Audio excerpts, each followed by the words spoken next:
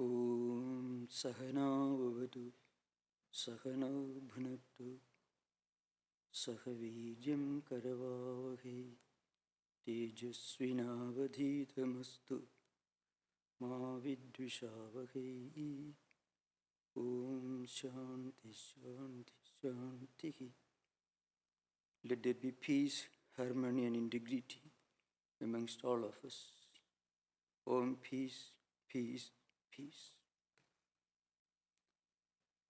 So today's topic is Emerson and American Vedantin. If you read the classical works on history of philosophy and mysticism, you find two phenomena. There are certain instances where during the same time, same age, in different countries, in different cultures, great thinkers emerge with identical thought currents, identical thought systems. One example is, for instance, the period of Thales in ancient Greece in the 7th century, and some of the later Sankhya philosophical systems which emerged in India around the same period. But there are certain other instances where mystical and philosophical ideas get transferred during the course of interactions between cultures and philosophical systems, sometimes over several centuries. After a long gap of several centuries, ideas find echoes and reflections in distant lands and in diverse cultural traditions. I'm coming to Emerson now. Now, Emerson was born in the year 1803 in America, a nation which was altogether a new experiment as a socio-economic political experiment, as a movement of non-conformity, informality, breaking off from the old traditional conservative feudal traditions of Europe. And Emerson was born at a time and in an age, in a society where most of the people were so engrossed, concerned with the realities of everyday life. That's why Emerson himself once wrote that knowledge to be effective in the United States has to be domesticated as a servant of pragmatism. Even the highest mystical ideas, philosophical ideas, metaphysical ideas, to be relevant, should have some kind of gross utilitarian usefulness, pure utility, cutthroat pragmatism. That's what he actually thought about in those days. That is true because the nation was emerging, it was expanding. It was slowly expanding westward, exploring new landscapes, rivers, mountains, and natural resources. So people were busy with building up their everyday life. So that's why he said, knowledge has to be domesticated.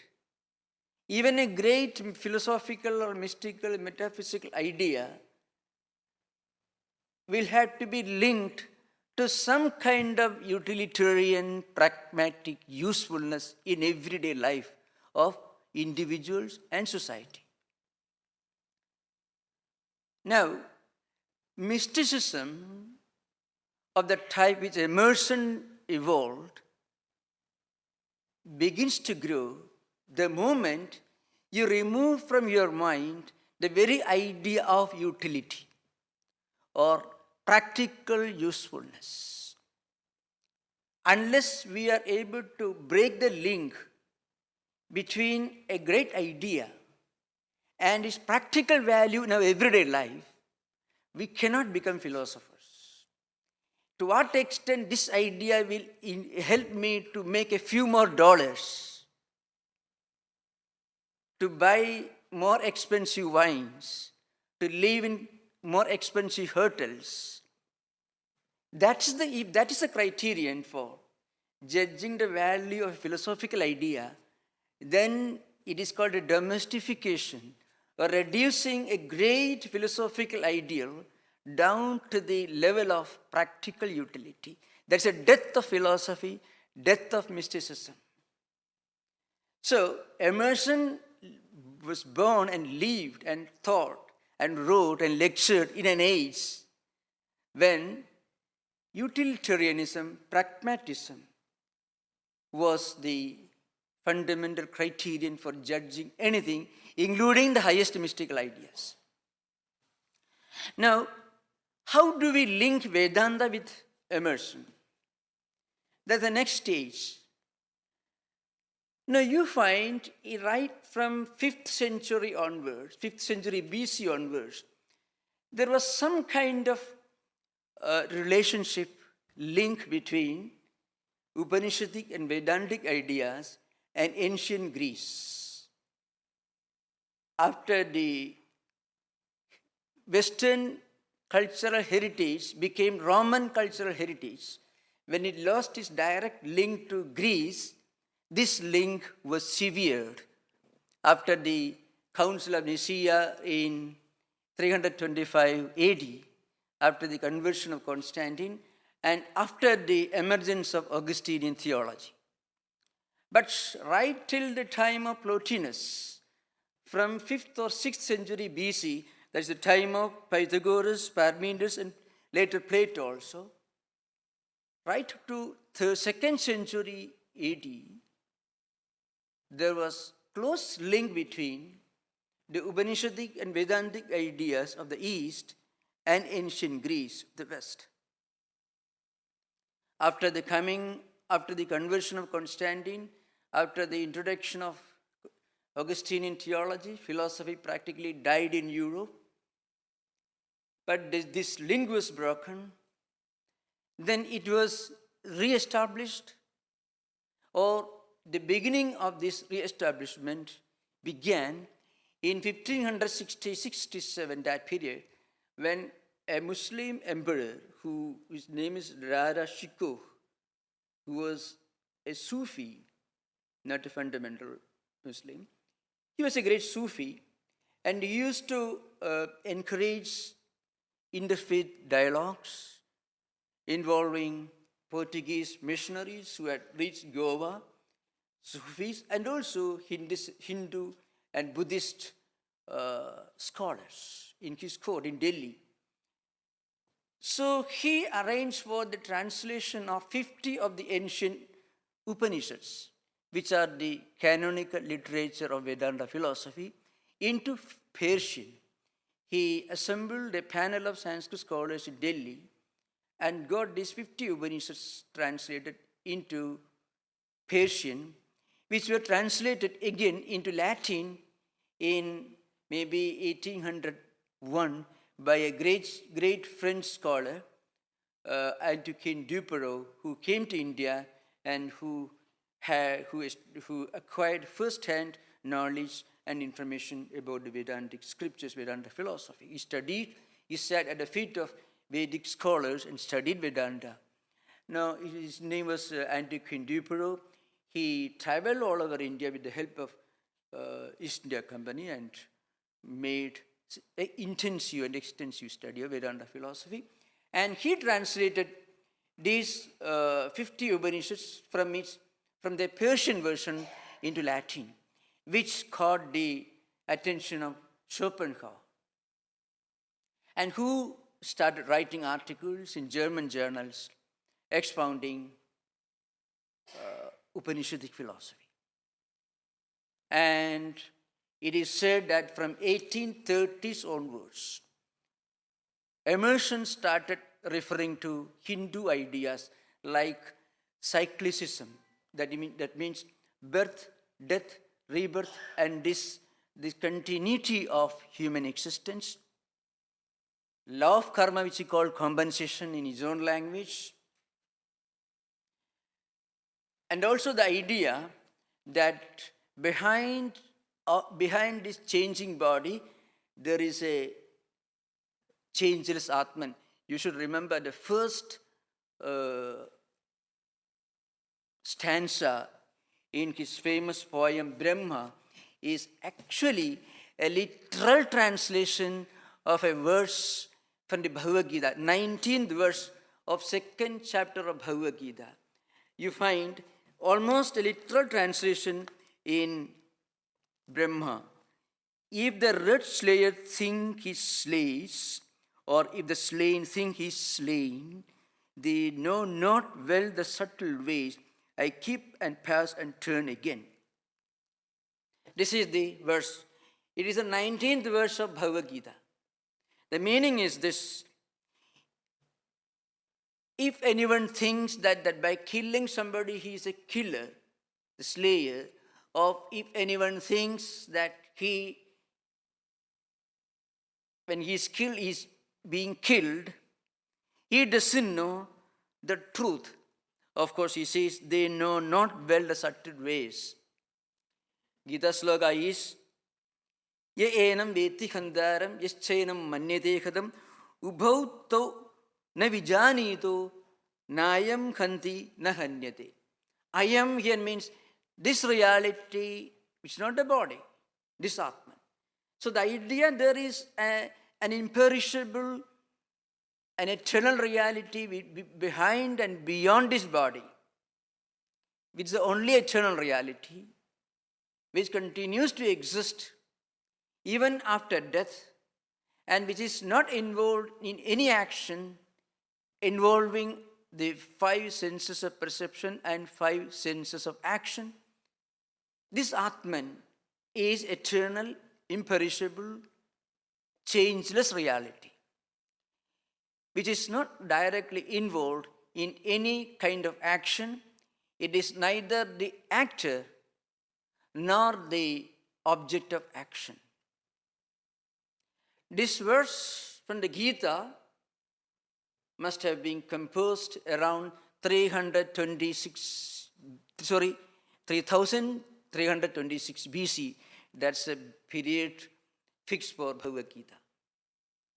And you find in Brahma, which Emerson wrote maybe in the year 1856. It was published in 1857 in Atlantic Monthly, but he wrote that poem in 1856. If the red slayer think he slays, or if the slain think he is slain, they know not well the subtle ways. I keep and pass and turn again. In his essays on nature, he talks about his pantheistic views. He talks about the continued existence of one trans-empirical eternal reality. Now I'm coming back to the historical link. I shall read the commentary of Shankaracharya, which comes with some of the ideas of which come very close to some of his essays which Emerson wrote. Ya enam iti yaha enam pragrudam dehinam veti vijanati hantaram hanana kriyaha kartaram yascha enam anyaha manyate hadam deha hananena hata aham iti hanana kriyayaha karmabhutam tau ubhau na vijanitaha na jatavantu avivekena atmanam hanta aham hada asmi aham idi deha hananena atmanam aham pratyaya vishayam yau vijanitaha tau आत्मस्वरूप अनभिज्ञौ इत्यर्थः यस्मात् न अयम् आत्मा हन्ति न हननक्रियायाः कर्ता भवति न हन्यते न च कर्म भवति इत्यर्थः अविक्रियत्वात्. Avikriyatva means because it is eternal, imperishable, immortal. The same idea you find in Emerson's later verses. For God to me is near, shadow and sunlight are the same. The vanished gods to me appear, and one to me are shame and fame. I refer to Schopenhauer's translation of the Upanishads, his articles which he wrote in German based on his understanding of the Latin translation of a Persian translation of the Upanishads. Remember that. The Persian translation which came in 1566-67, the Latin translation 1801, and Schopenhauer happens to read it, and he wrote articles. Some of them were republished in Atlantic Weekly, which caught the attention of Emerson.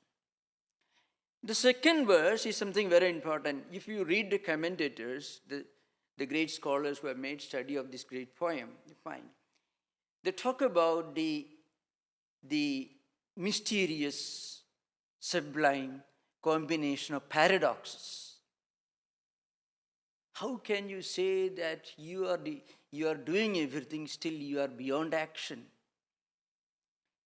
When a person is killed, how can you say he is not killed? And in Emerson's further essays on oversoul, nature, he talks about an absolute reality which cannot be called existence in the empirical sense or non-existence in its trans-empirical absolute sense. In the Nasadiya Sukta, which is possibly, which is much older than the Upanishads, comes to Rigveda Samhita, 10th mandala, Nasadasi, Nosadasi, Tadanim. The Nasadiya Sukta speaks about the ultimate original cause of the universe. It is sometimes called creation hymn, Srishti Suktam it is called. The ultimate, fundamental, the primitive cause of the universe. There was something which we cannot call existence in a purely empirical relative sense. Because in empirical relative sense, if you use the word existence, it means the opposite of non-existence. Something comes into existence, means a transition from a state of non-existence into existence. That cannot be the fundamental final cause of the universe. At the same time, it cannot be non-existence, because from non-existence, an existing universe cannot emerge. So it is something beyond the so-called relative existence or non-existence. It is something beyond the indescribable, something beyond the senses.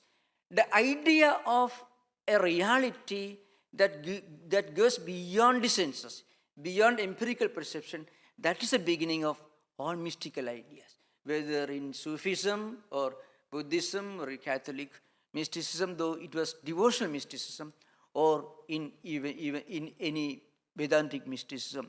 The idea that there is something that remains when the whole universe no more existent.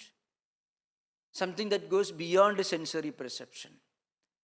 Something which is trans-empirical, eternal. And the difference between a mystic and a mystic philosopher and mystic devotee is, a mystic devotee attributes this transcendental existence to a creator God, which is actually a logical fallacy. But a mystic philosopher attributes this transcendental reality to an impersonal, eternal principle. That's what exactly Emerson is speaking about in the first stanza of the poem. See, they know not well the subtle ways. Ubhautau navijanitu. In the Sanskrit Gita verse, these two persons who define existence in terms of bodily existence, they do not know the true reality, the absolute reality. So I'm just giving an example how these ideas got transferred. Now, of course, all historians and biographers fully agree that Emerson had a very intimate knowledge of the Bhagavad Gita. It is now almost well established that there were two sources that explain Emerson's acquaintance with Gita. One source, which is not yet confirmed, is that he came to know of the lectures delivered in England by Raja Ram Mohan Roy. Raja Ram Mohan Roy was the founder of Brahma Samaj, who came to England in the late 1829 and passed away in England in 1833. His statue is still found in London, little away, the place where he was buried, in a church. He came to England as a guest of the Unitarian Church. Unitarians had become very popular. The first Unitarian church in England was established in 1784. And in the same year, Gita was translated by Charles Wilkins into English and published in Calcutta, later in London. The British Governor General, Warren Hastings, arranged for the translation of Bhagavad Gita from Sanskrit directly into English. And he got a man, a clerk who was in the service of East India Company, and encouraged him to learn Sanskrit. And with the help of some Sanskrit scholars, he translated Gita into English, which became very popular within a very short time. And it is said that Carlyle, the British socio-critic and historian, who was a very close friend of Emerson, who used to have close correspondence with Emerson till his passing away in 1882, gave him a gift. The gift was Charles Wilkins' translation of the Bhagavad Gita. This must have happened before 1830. So that's why from 1830s onwards, he started referring to these Vedantic mystical ideas in the journal. Now, of course, later on we know, I don't want to go into those details, how he influenced great transcendentalists. I mean, he was the founder, but other transcendentalists, more or less his disciples like Henry Thoreau and Walt Whitman and others. And later on, how in their turn they influenced George Santayana and other philosophers. So I won't go into those details. Now, some of the fundamental principles, philosophical ideas that distinguished Emerson from contemporary Western thinkers, except a few European thinkers like Schopenhauer and Max Muller, who came later, and other mainstream thinkers, was this. First, the belief in the eternal nature of an impersonal principle that goes beyond this bodily existence. And again, the continuity of human life and existence.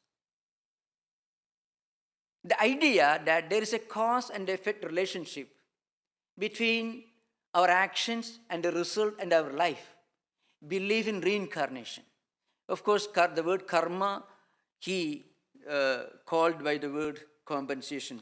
I shall just read a very important quotation from his own writings on karma to drive home this idea.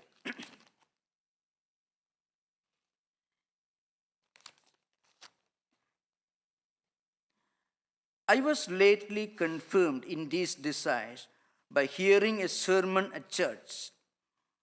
Well, I'm coming to the subject. Now, the word karma as understood in popular traditional Hindu culture was fully understood by Emerson.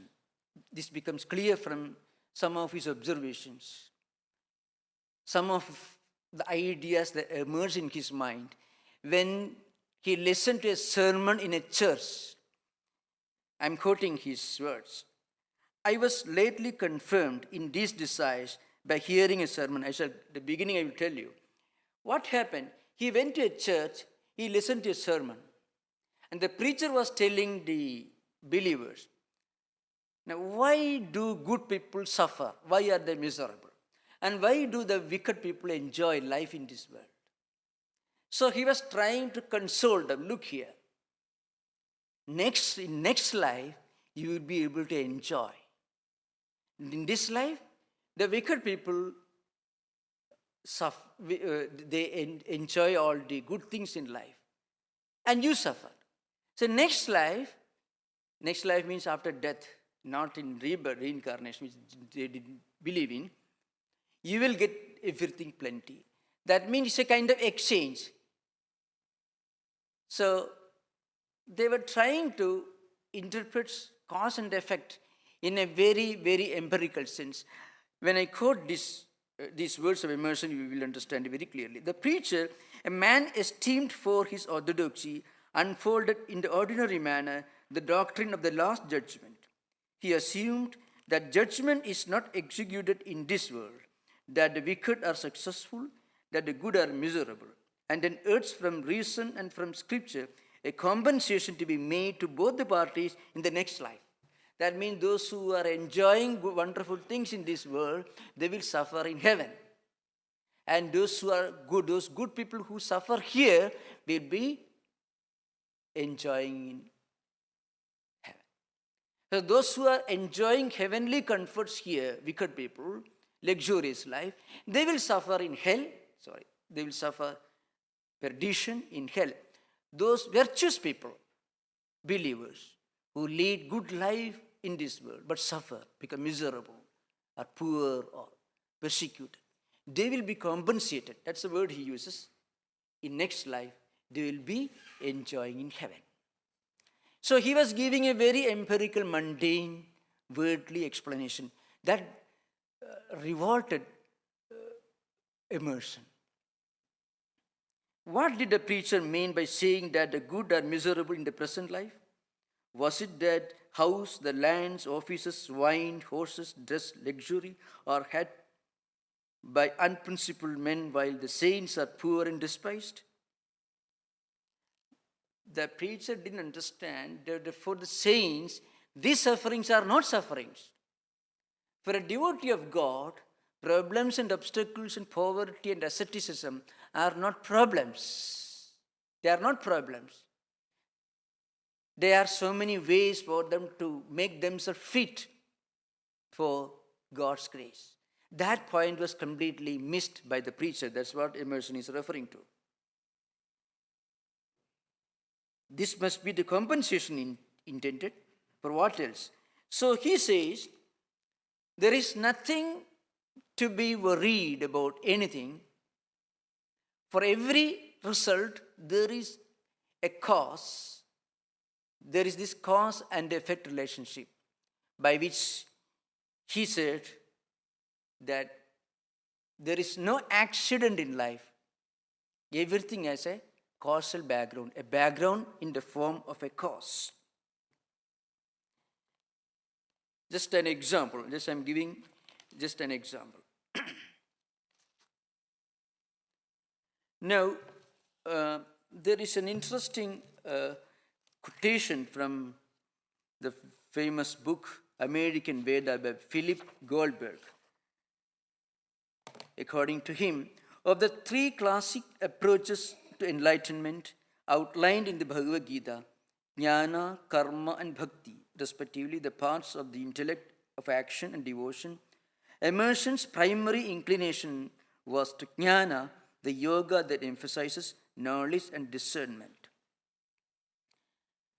One unique characteristic of Emerson was that he believed that we don't require a God to reveal the mystery of the absolute spiritual truth. God doesn't have to reveal his mystery through a book. Nature itself is a great open book. Nature itself is a sublime spiritual language. If you look at nature, the grandeur, the beauty, the sublimity of nature itself unfolds the sublimity and grandeur of its creation. But it was not pure pantheism, because in the primitive pantheistic system, empirical world, nature is equated to God, which is actually a kind of agnosticism or a mild form of atheism. But that was not Emerson's view. Emerson combined the ancient Rigvedic pantheism with some kind of polytheistic views. I shall explain this. In the Rigveda Samhita, you find there are 5 levels in the evolution of the absolute reality or Godhead. The first stage is pantheism. Pantheism really means equating nature with God. It is not a very highly evolved understanding of the absolute reality. The rivers, mountains, oceans, you find Rigveda Samhita, Imam me Gange, Yamune, Saraswati, Purushneya, Arjikhiya, like that. There are 10 rivers mentioned in the Rigveda Samhita. The 5 rivers that flow through Punjab, and also other rivers like Ganga, Yamuna, Saraswati, and so on. The mountains, the valleys, and rivers, all these are sometimes elevated to polytheistic deities in Vedic pantheism. At one level, Vedic pantheism is very primitive, equating the absolute reality to the external world, nature. At another level, it posits a divine principle behind natural phenomena. In the case of Emerson, you find a curious combination of primitive pantheism combined with Advaita philosophy. You know why I am referred to Advaita philosophy? Emerson did believe in God, but his idea of the absolute reality was something beyond that goes the function of a creatorship.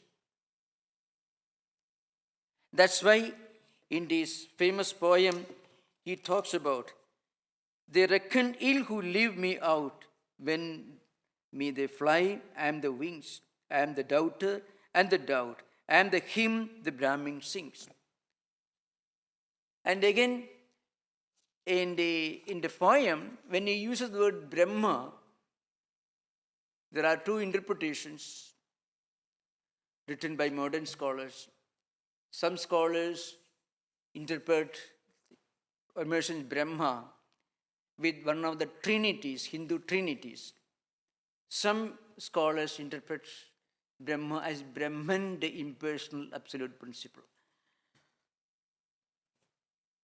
Well, I shall try to conclude, but I will explain later. Another occasion I will conclude.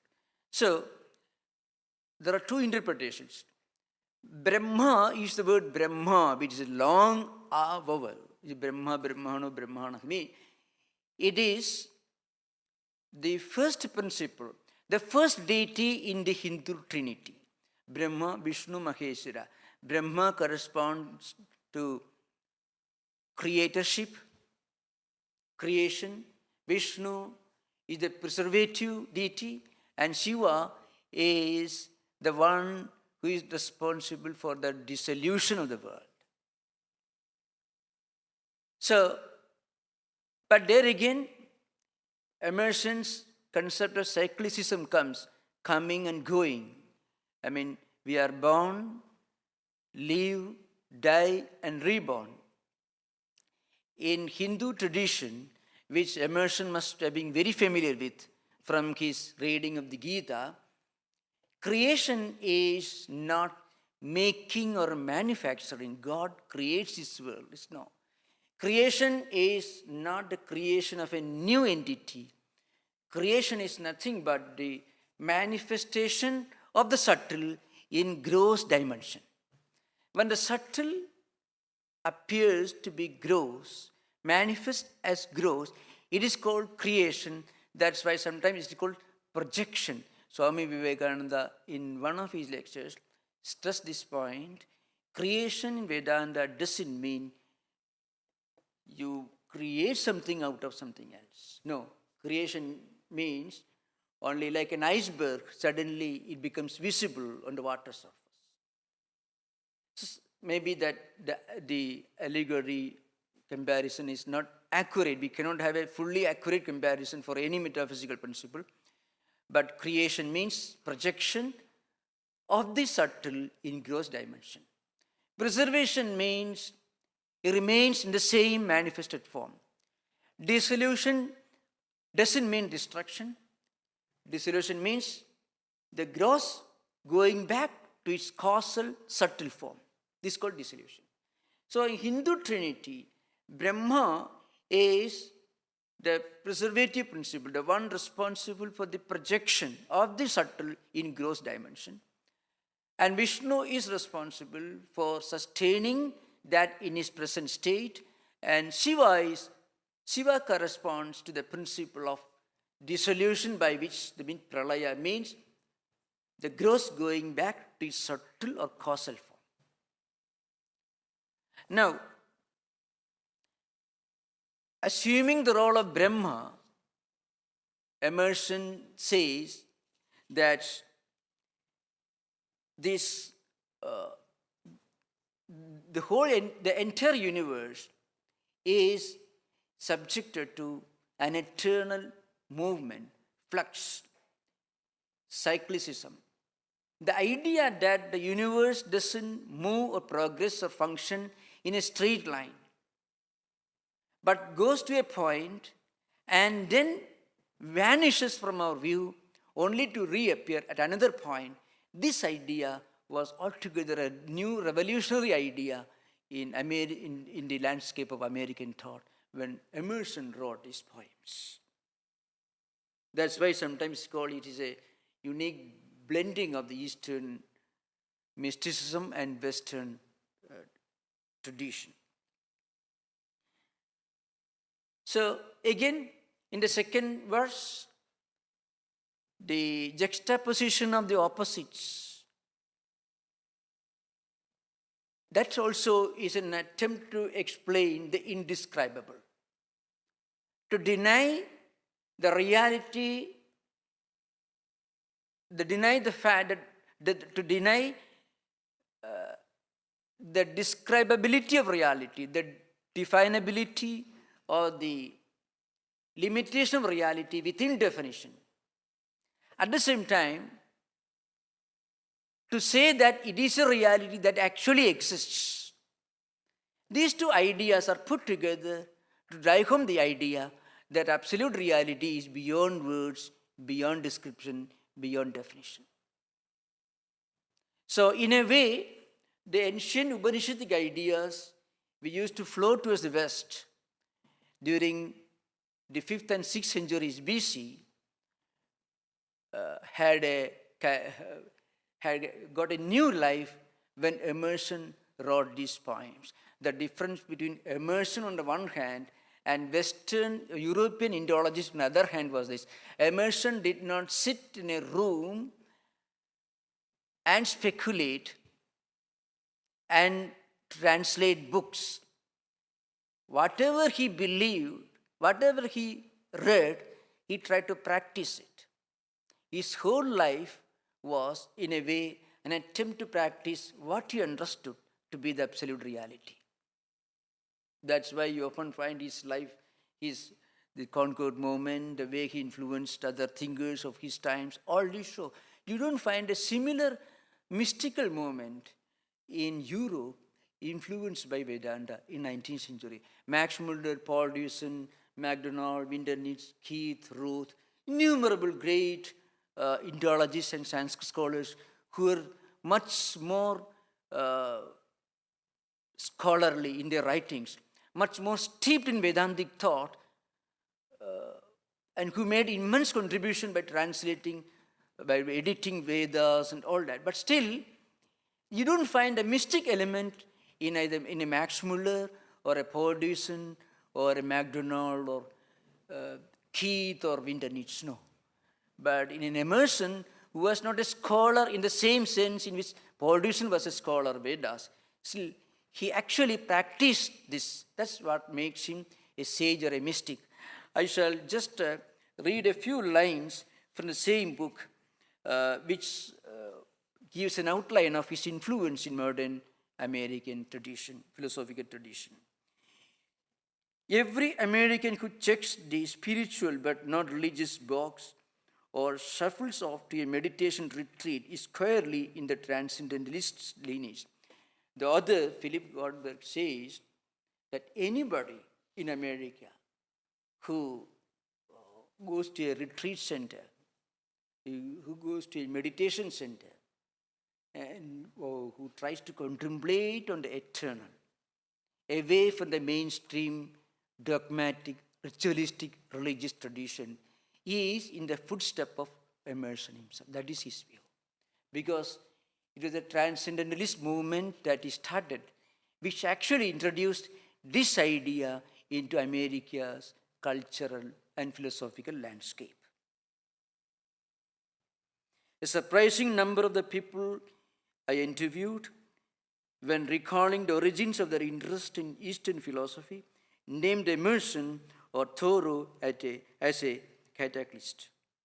This was especially true of those who came of age during that unruly period between John F. Kennedy's assassination and Richard Nixon's designation. The author says that today far greater number of people, Americans, go to meditation centers than they used to go to Concord due to Emerson's lecture sessions during his lifetime.